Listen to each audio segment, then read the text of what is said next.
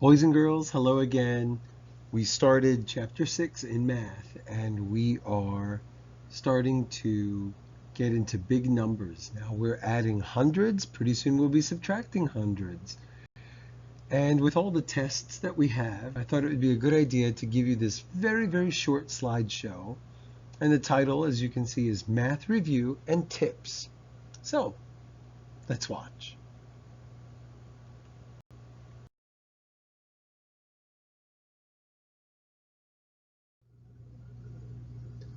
Okay, so let's take a look at this test practice question. Read at the top with me.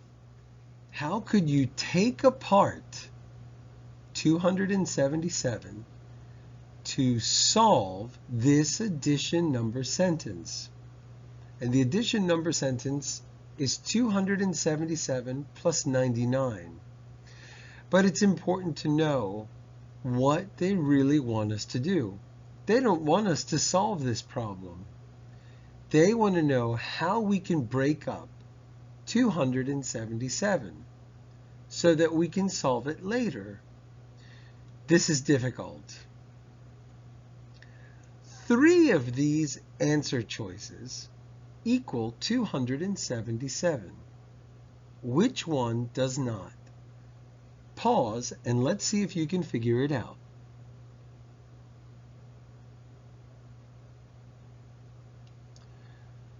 Okay.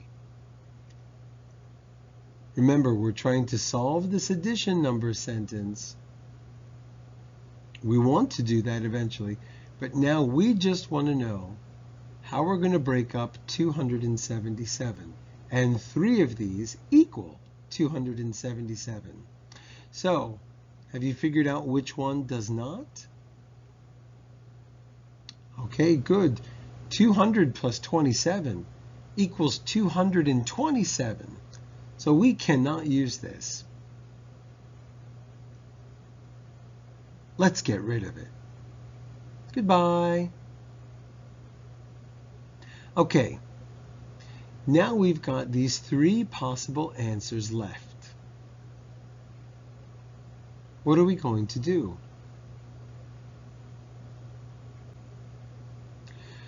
We're trying to solve 277 plus 99. Eventually, that's what we need to do in the final step. One easy way to do that is to make a big zero number. Look at the addends in the 3 answers that we have left. 20 and 7 and 1. We're looking at the smaller addends. Which of these can we add to 99 to help us make a big zero number? Hopefully this one's not too difficult and you figured out the correct answer. And I'm going to show it to you right now. Good. 1 plus 99 will make 100. So once we've made that zero number, it's pretty easy to solve after that.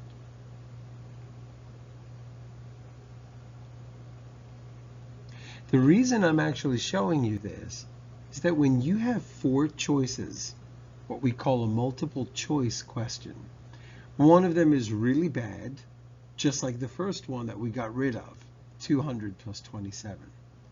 One is correct, and 2 are tricky. Remember, the people who make these tests are trying to confuse you. Let's take a look at one more.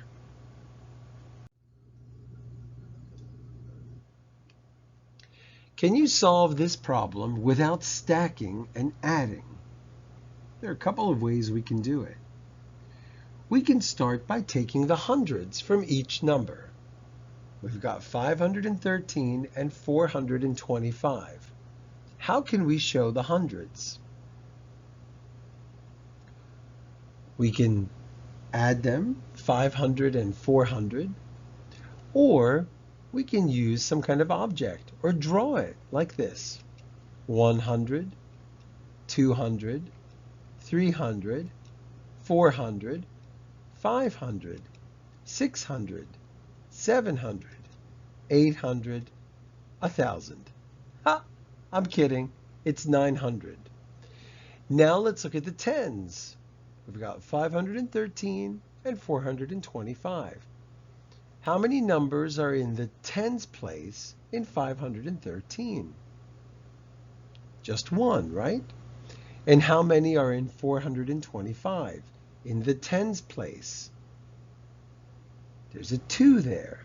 Well, I think you know 1 plus 2 equals 3. What does 3 tens equal? Right, it's 30. Now we're going to do the same thing with the ones. We've got a 3 in the ones place in 513, and we have a 5 in the ones place in 425. What's 3 plus 5? 1, 2, 3, 4, 5, 6, 7, 8. So we've got a 900 and a 30 and an 8. We could write that out like this. Do you remember what that's called?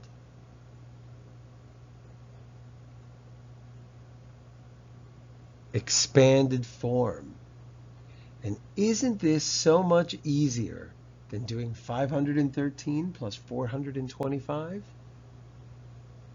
Have you figured out the answer?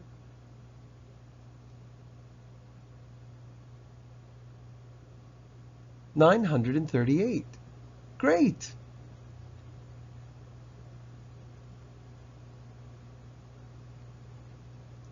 Remember, there are many ways to solve a problem.